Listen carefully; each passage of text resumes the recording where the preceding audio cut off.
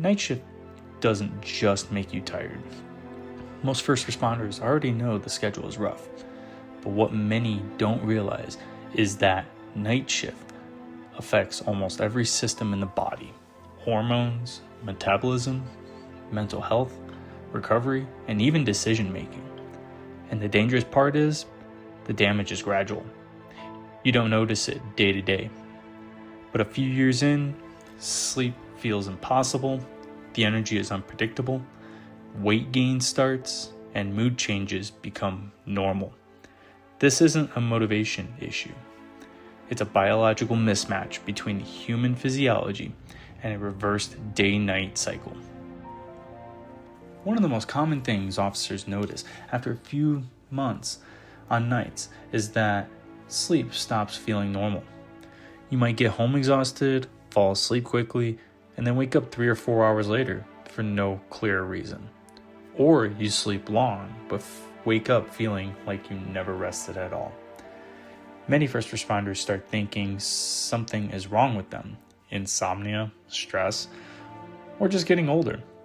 But what's actually happening is your brain never fully enters deep recovery sleep. Your body is trying to stay on a daytime schedule while your job forces a nighttime one. Human beings are synchronized to sunlight. For thousands of years, our brain learned when to release hormones based almost entirely on light exposure. Sunrise signals wakefulness, and darkness signals recovery. Night shift flips that system. When you stay awake all night under artificial lighting and then try to sleep during the day, your brain never fully switches modes. You're awake when your body is trying to repair, and sleeping when your body is trying to stay alert. Many officers say, "I sleep 6 or 7 hours after shift, so why am I still exhausted?" Because not all sleep is equal.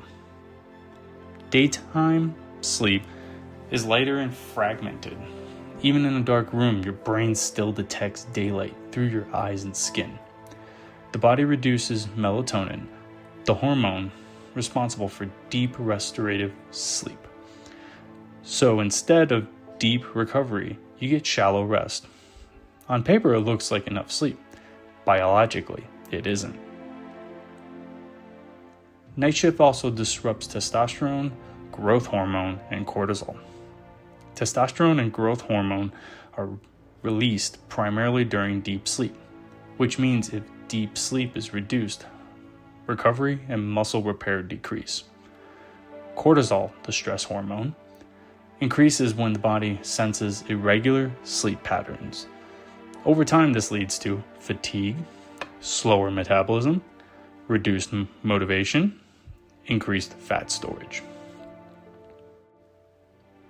This is also why appetite changes on night shift. Many officers notice they're not hungry during the day, but extremely hungry late at night, especially for high-calorie foods. This isn't random.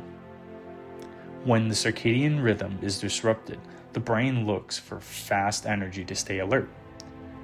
Sugar and processed foods temporarily increase alertness, which is why gas station food becomes so common during night shift. Over time, this becomes a cycle. Fatigue increases cravings, cravings disrupt sleep, and poor sleep increases fatigue again. The effects are just physical. Chronic circadian disruption affects the brain. Reaction time slows, focus decreases, irritability increases. Many first responders notice they become more short-tempered, emotionally flat after extended time on nights. This isn't personality change, it's neurological fatigue. The brain simply isn't getting consistent recovery cycles.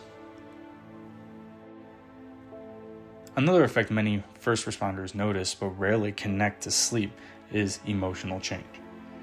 You may become more irritable, less patient, or feel mentally drained even on days without major calls. Some officers describe feeling detached or flat after long stretches of night work. This isn't weakness or burnout alone. The brain relies on consistent sleep cycles to regulate mood chemicals like serotonin and dopamine. When sleep cycles stay disrupted, emotional regulation becomes harder. The problem with night shift is not one bad week, it's accumulation. The body never fully adapts to a permanently reversed schedule. Instead, it stays in a semi-jet lag state. Each year adds a small deficit in recovery, and eventually the symptoms show up as weight gain, injuries, chronic fatigue, and burnout. Many people try to compensate with caffeine, pre-workout, or sleeping pills.